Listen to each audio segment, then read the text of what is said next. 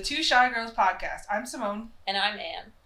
And we wanted just to take this time to introduce ourselves since our very first podcast, and we're still getting used to things, so bear with us. I'm originally from North Carolina. I born and raised. I went to undergrad in North Carolina, and I majored in political science and sociology. All of this in preparation to go to law school, and that's when I moved to Chicago, and I met Ann in my first year of law school. And I'm originally from Illinois. I grew up in the suburbs and then started spending a lot of time in Chicago, where I got my sociology degree and then attempted law school last year, and that's where I met Simone, and now I'm in teaching. So a little bit about me, as if I were going to, say, put this on a dating questionnaire. I have 2 cats. One is named Tequila and one is named Tiger. I enjoy knitting in my free time. I also enjoy photography. Not long walks on the beach, though. I hate the beach. And I also have a cat, only one. I live around the Albany Park area, so I spend a lot of time there. I was doing Muay Thai for a while until COVID happened, so hoping to go back to that one day. Right now I'm just spending a lot of time studying, so boring. But in my free time I do get to do some art, some reading, so more of an introvert. I like to say I'm introverted, but in truth I am probably extroverted or omniverted. But yeah, I'm 23, I'm a Sagittarius. So one thing about us is that we both majored in sociology. I, of course, also majored in political science, but I think we'll want to talk about why we got into sociology specifically, because it's kind of really important to both of our lives.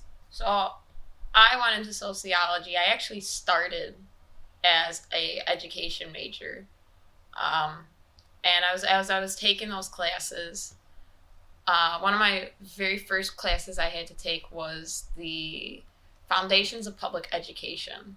And when I was taking that class, I got into a lot of conversation, a lot of discussion on things that I had never discussed before in high school. This was all new to me, discussing things like, how does the education system work, how different policies work. And I just found myself really drawn to that. And I realized that there was so much that I didn't know about the education system that I was just like, I need to know more about this. So I started researching degrees that would let me to do that. And that's how I ended up finding sociology. And as, I went into that, started just discussing more issues like economics, public policy, race, LGBTQ. And it really just opened up my mind and got me to a creative place that I had never really been before. So, and that's when I just realized this was the degree where I belonged. So, it just felt really natural. Well, my story about getting into sociology is not quite as enlightening, to say the least. I found sociology by accident. I was a political science major, and I was planning to go to law school, and then I bombed the LSAT, and so I decided to stay in college an extra year, because I was going to graduate in 3 years, and then I bombed the LSAT, and so I had to figure out my life, and so I decided to stay an extra year. And then so I found sociology because I had already taken some classes, and I could finish sociology within a year and have a whole nother degree and make myself more marketable. But I ended up loving sociology because it gave me the room and creativity to think about solving problems on a macro level and on a micro level. Being able to solve problems and think about things socially and have the awareness about other people's lifestyles and the way they choose and why they choose to do what they do is important to me, especially going into law. Because when I'm trying to see why somebody might sue over something that seems so trivial, it's good to know and be able to think about the way this trivial matter might have affected their life in a big way. So Simone mentioned that she found sociology by accident, right? That's how you would describe it. Yeah. Which, you know, when when I was starting the program, it's funny. That's how I would say a lot of people find it. A lot of people that I knew took it as an intro class, and you hear a lot. I think in sociology tends to get knocked a lot as kind of a people hear it as like a degree that you just get because you have nothing else to do. It's just something so you can get a college degree. But once you get into it, you realize how just like far away from the truth that is. Um, like you mentioned, how that helped you.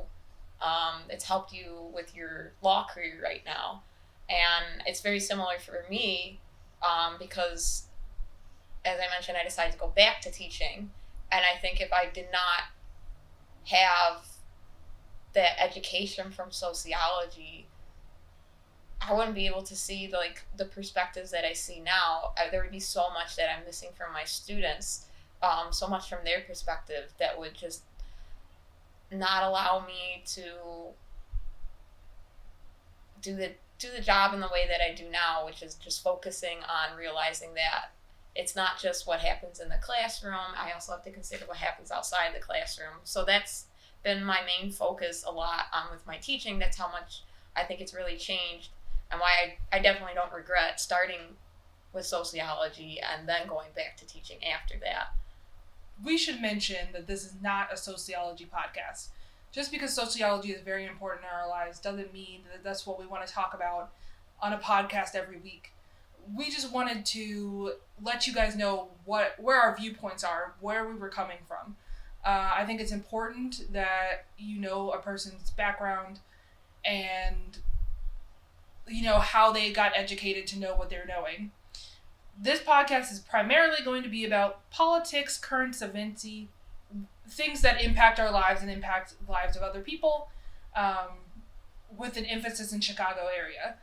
It won't all be Chicago based, but you know this is where we live. So when riots are happening in Chicago or marches are happening in Chicago, or like the Chicago mayor does something stupid, it's going to impact our lives a little bit more than anything else in the country or the world for that matter.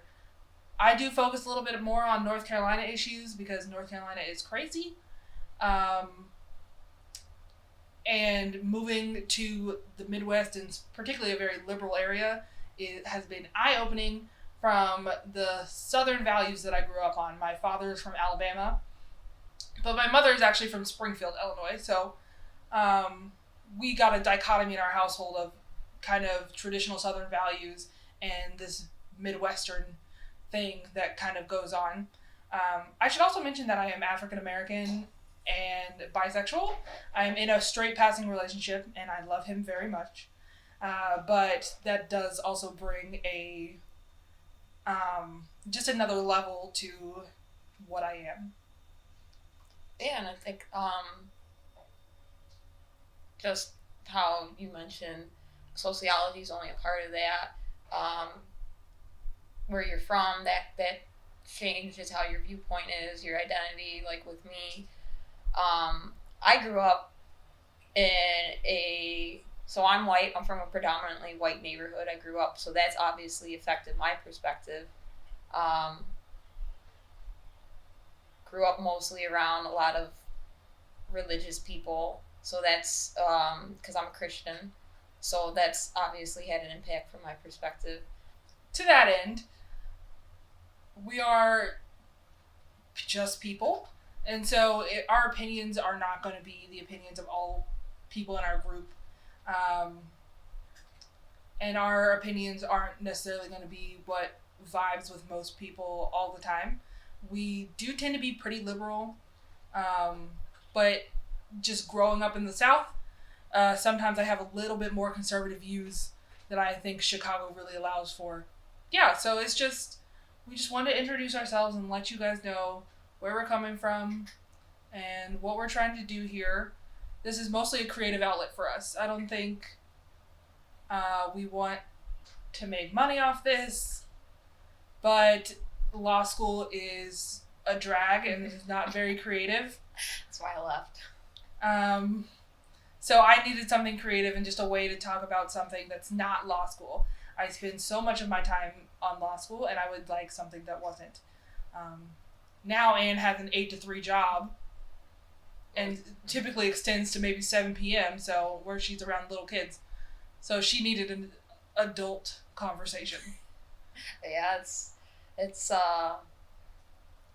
been a real big change for me with that. So have you mentioned just having this creative outlet? By no means I agree with you. This is definitely not something that really to looking for a profit. Just having just that creative outlet is just so important. I think everyone needs that. Anne also has a cat, but her cat is evil. Yeah, straight up evil. Yeah, she my cat's not my whole life, I promise. I'm not a cat lady, but I do. As Simone mentioned, my cat is a little weird. So I'm also a cat owner. I also do, when I'm not teaching, when I'm not in teacher mode, I was doing Muay Thai for a while, obviously with COVID, that has changed things, but I'm hoping to go back to that someday. In my free time, I knit. I don't get very much free time. But I'm currently knitting my mother a scarf for Christmas. I tried knitting socks, and it was too hard for me. So I stopped on the socks, but they were beautiful when I was making them. They're still on the loom. I'm not doing it. So if anyone has any like easier ideas for socks or knitting, because I'm new at this, please share. Yes, please, because I would like her to knit me some socks. I also enjoy photography.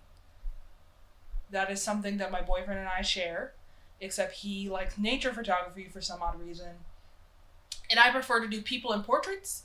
I think people are beautiful and I like celebrating them as they are. But this is our podcast, and we're excited to have listeners, and we're excited to keep going. This is Two Shy Girls. Again, I'm Ann. And I'm Simone.